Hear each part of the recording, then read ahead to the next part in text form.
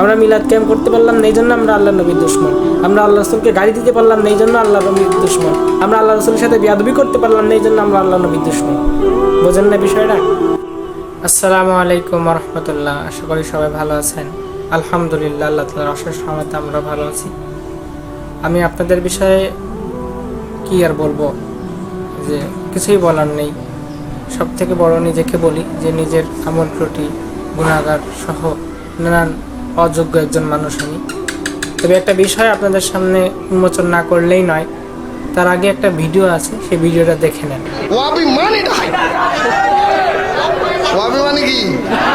ওয়াবি মানে বলৎকার, ওয়াবি মানে সিটিয়ার, ওয়াবি মানে বেঈমান, ওয়াবি মানে জানাকারী, ওয়াবি মানে হারামজাদা, ওয়াবি মানে মৃত্যুক, ওয়াবি মানে চোর, ওয়াবি মানে জারগো, ওয়াবি মানে জাহান্নামী, ওয়াবি মানে কুত্তাল্লাস, ওয়াবি মানে আবু জাহেলের উত্তরসূরি, ওয়াবি মানে বেনামাজি, ওয়াবি মানে নবীর শত্রু। আমি নুরু বাংলার মুখ দিয়ে যা কইছি তা প্রত্যেকটা অক্ষর অক্ষরে সত্য। কি শুনলেন তো তার কথা? ওহাবি মানে বাটপার, ওহাবি মানে ছিটার, ওহাবি মানে নবীর দুশমন। আর তারা সুন্নি হিসেবে নিজেকে দাবি করে, তাই জন্য তারা সঠিক পথে আছে। তার ব্যবহার আচরণ শুনলেন, ওহাবিদেরকে কীভাবে ধুয়ে দিচ্ছে। সে রসুলের সঠিক আশেক, সঠিক আদর্শ তার মধ্যে রয়েছে, এই জন্য সে ওহাবিদেরকে ধুয়ে দিচ্ছে। আল্লাহ রসুলও তো প্রতি গোষ্ঠীকে এরকম ধুয়ে দিছে। আল্লাহ রসুলও তো এরকম একে অপরের বিরুদ্ধে কথা বলছে। আল্লাহ রসুলও তো একতা বজায় না রেখে মানুষকে বিভ্রান্তি ছড়ানোর জন্য এরকম মাইক সামনে নিয়ে আল্লাহ রসুল এইভাবে কথা বলছে। কী গো ভাই, তাই না? আমাদের যারা মানে নিজেকে সুন্নি হিসাবে দাবি না করার কারণে, নিজেকে সুন্নি হিসাবে স্বীকৃতি না দেওয়ার কারণে, নিজেকে সুন্নি হিসাবে এই মুখে শিখার, অনলাইনে বা যে কোনো জায়গায় না বলার কারণে ওহাবি হিসাবে পরিচিত হই। আমরা ওয়াহাবিও না, সুন্নিও না। এই বলার কারণে তারা আমাদেরকে ওহাবি বলে। আর তারা নিজেকে, আমরা কোনো পদ নিতে চাই না, এই জন্যই তারা আমাদেরকে ওহাবি বলে। ওয়াহাবিদেরকে ওহাবি বলে রাগ হয়। আর তারা সুন্নি, এই জন্য তাদের অনেক দাম, অনেক মান। তারা নিজেকে মনে করে যে আমরাই একমাত্র হকের উপরে আছি। হকের উপর থাকলে এরকম তোমার ব্যবহার। তোমার রসুল কি বলেছে? তুমি কি জানো না, আল মুসলিম আখুল মুসলিম, মুসলমান মুসলমানের ভাই?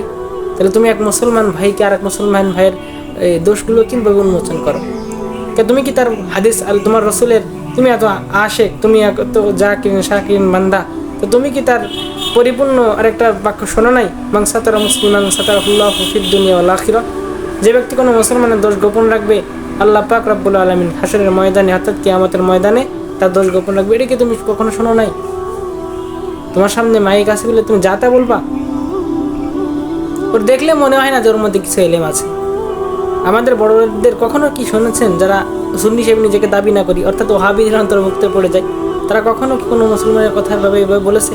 এই যে বাংলাদেশের মধ্যে সব থেকে বড় বড় আলেম, আপনি বলতে পারেন মামুল হক সাহ, এরপরে আবরার সাহ, এরপরে মোটামুটি হাফিজুর রহমান সিদ্দিকী কুয়াকাটা, এরপরে অন্যান্য রকম যারা আছে মোটামুটি ভাইরাল মানুষ, অনলাইনে সোশ্যাল মিডিয়াতে অনেক ভাইরাল, তাদের মুখ থেকে কখনোই সুন্নিদের বিষয়ে এরকম কোনো মন্তব্য শুনছেন?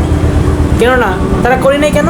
এর উত্তর হলো এটাই যে এটা রসুলের আদর্শের মধ্যে পড়ে না। আল্লাহ রসুল কখনো এরকম অন্য পথ বা অন্য দল করে এই বিষয়ে আল্লাহ রসুল কখনোই তাদেরকে মন্তব্য করেন না, এই জন্য তারা করে না।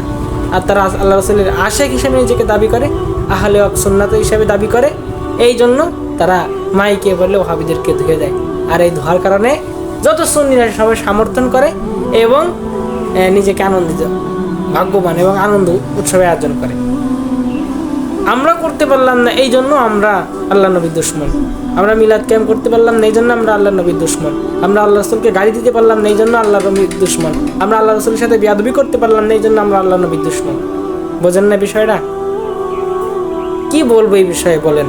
আল্লাহ পাক আমাদেরকে সঠিকটা বুঝার এবং আমল করার মতো তৌফিক দান করুক, এবং আমার ভাইদেরকে পরিপূর্ণ বুঝ দান করুক। আমরা যদি কোনো ভুলের মধ্যে থেকে থাকি, আমি দোয়া করি আল্লাহ পাক যেন আমাদের বড়দের সহ আমাদের যারা ছোটরা আছি, আমাদের সবাইকে আল্লাহ তাআলা সঠিক রাস্তায় উঠায় দিক।